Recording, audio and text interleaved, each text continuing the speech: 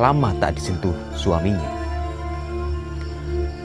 Akhirnya, Marni pun melakukan hubungan perselingkuhan. Padahal, suaminya hanya pura-pura tidur.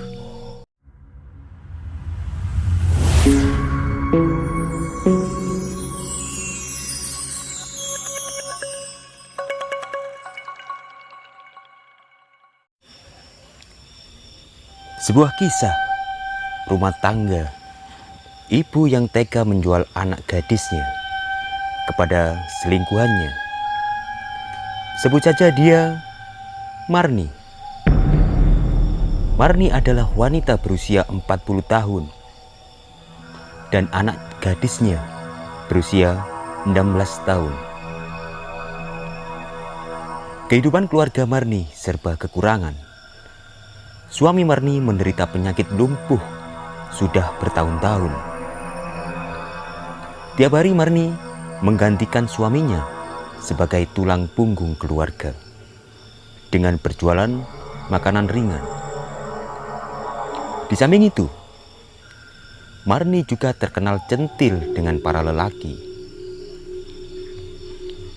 Lama-kelamaan Marni pun bosan dengan keadaan hidupnya yang serba kekurangan. Begitupun dengan kebutuhan seksual yang sudah lama tak disentuh suaminya. Akhirnya, Marni pun melakukan hubungan perselingkuhan dengan pria yang sudah beristri, yang juga terkenal kaya di daerah itu. Namun pria itu sangatlah pelit dengan uang. Pria itu hanya memanfaatkan hubungan seksual saja kepada Marni.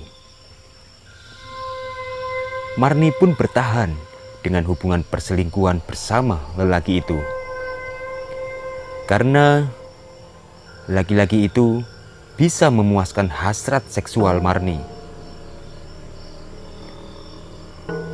Karena Marni sebenarnya adalah wanita yang haus akan hubungan seksual. Marni pun sangat terbuka dengan hubungan perselingkuhan itu. Bahkan, anaknya sering memergoki Marni ketika melakukan adu penalti. Marni pun nampak biasa saja dan tak merasa malu ataupun bersalah. Laki-laki itu sering ke rumah Marni karena mengira suami Marni tak mungkin tahu. Sungguh kasihan suami Marni. Marni pernah melakukan adu penalti di depan suaminya yang dikira tidur. Padahal suaminya hanya pura-pura tidur. Suaminya hanya pasrah dengan keadaan yang dialaminya. Dia tak bisa apa-apa dan hanya menahan batin yang menyayat hatinya. Di suatu ketika, Marni berencana dengan selingkuhannya untuk menyewa sebuah villa selama seminggu. Karena dia merasa bosan tiap hari merawat suaminya yang lumpuh dan tak sembuh-sembuh. Namun Marni beralasan pamit ke anaknya kalau mau pergi ikut kerja bersama teman-temannya. Sungguh Marni adalah sosok ibu yang kejam dan tak bermoral, yang membiarkan anak sekecil itu merawat ayahnya sendirian dan disuruh ibunya bolos sekolah selama seminggu. Dan akhirnya Marni pun berangkat bersama selingkuhannya. Sungguh kasihan anak dan suami Marni. Suaminya hanya bisa meneteskan air mata melihat kejadian ini. Beberapa hari kemudian, penyakit suami Marni makin parah dan akhirnya meninggal. Anaknya yang pendiam melihat ayahnya meninggal, tak berani apa-apa dan hanya menangis di samping ayahnya dan tetap menunggu sampai Marni pulang. Dia juga tak berani memanggil tetangganya. Sungguh kasihan sekali anak Marni. 2 hari kemudian, anak gadis Marni lemas menunggu Marni pulang dan belum makan. Akhirnya pingsan di samping ayahnya yang sudah meninggal. Sampai ketika Marni pulang dengan wajah gembira. Kemudian melihat keadaan di rumahnya, suasana menjadi panas karena Marni melihat kondisi rumah yang kotor dan melihat anaknya yang pingsan dikira tidur, dan membuat Marni mengamuk. Marni pun mengambil air dan menyiram anaknya dengan air yang membuat anaknya terbangun dari pingsan. Kemudian Marni memaki-maki anaknya tanpa tahu suaminya sudah meninggal.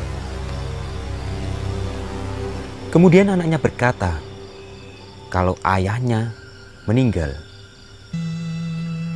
Marni malah berhenti marah dan wajah Marni malah terlihat bahagia.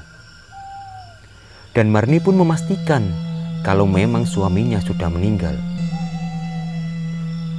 Akhirnya Marni pun berpura-pura bersedih dan meminta tolong warga sekitar.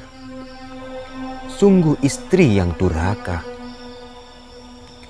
Sebulan kemudian, setelah kematian suaminya, Marni malah menggila.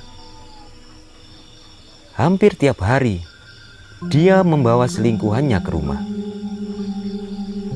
Dan di suatu ketika, di saat selingkuhannya Marni lagi duduk santai di rumah Marni, dia melihat anak gadis Marni yang sedang berganti pakaian.